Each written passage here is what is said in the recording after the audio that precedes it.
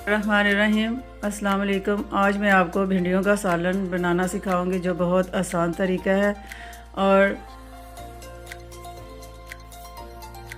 1 teaspoon green chilli, 1 teaspoon red chilli, 1 teaspoon हल्दी, 1 teaspoon नमक, 1 teaspoon दड़ा मिर्च। और टमाटर लिया मैंने मीडियम साइज़, और 5 से 6 हरी मिर्च, 2 मैंने बारीक चॉप कर ली हैं।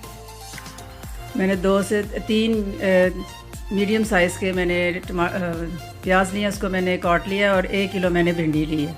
इसमें मैंने आधा कप ऑयल डालकर इसको मैं फ्राई करूँगी।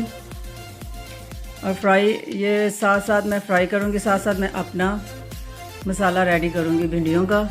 इसमें मैं टमाटर, ग्रीन चिली और ये चॉप की चिली, ये मैं तीनों चीज़ें डालकर इसको मैं बिल्कुल कम ऑयल में इसको मैं अच्छे तरीके से पकाऊँगी, यानी टमाटर सॉफ्ट हो जाएं। फिर साथ ही मैं इसमें प्याज डालूँगी। साथ साथ मैं अपनी भिंडियाँ फ्राई कर रही हूँ, साथ साथ मैं अपना मसाला रेडी कर रही हूँ।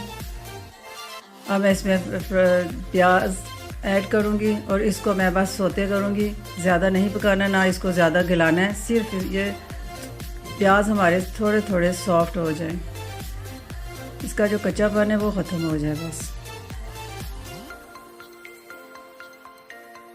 2 से 3 मिनट लगते हैं, ज़्यादा टाइम भी नहीं लगता। ये तरीका मैं अपनी अम्मी का, मेरी अम्मी इस तरीके से बनाती थी, जो मैं आपको आज बता रही हूँ।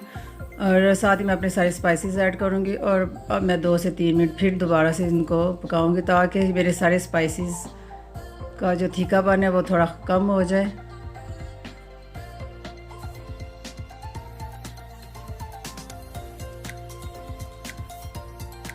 भिंडियों का इंशाल्लाह नेक्स्ट टाइम मैं एक और तरीके से भी आपको सिखाऊंगी। और इसमें मैं 1 लेमन का जूस ऐड करूँगी। आप अगर डालना चाहती हैं तो डालें, वरना स्किप भी कर सकती हैं। इसकी जगह आप आमचूर भी डाल सकती हैं, 1 टीस्पून वो भी आप ऐड कर सकती हैं। ये देखें हमारी भिंडियाँ फ्राई हो गई हैं, हमने ज़्यादा ब्लैक नहीं करनी, उसका कलर चेंज नहीं करना।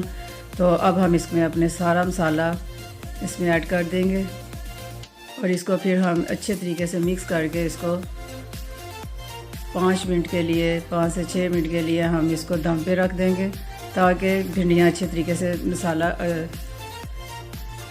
अपने अंदर ठीक तरीके से जज़ब कर सके।